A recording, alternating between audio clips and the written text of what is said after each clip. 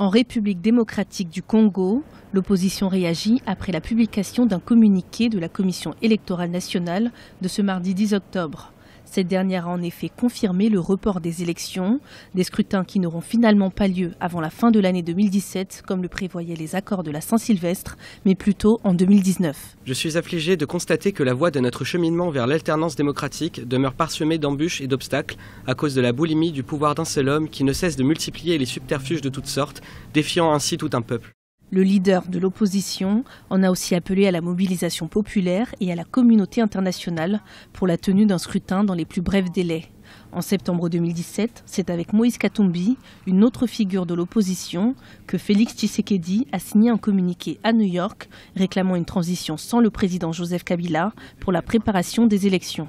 Par ce glissement du mandat présidentiel, nous sommes clairement en présence d'une violation totale de la souveraineté nationale qui appartient au peuple. La Constitution congolaise prévoit un mandat de 5 ans renouvelable une fois.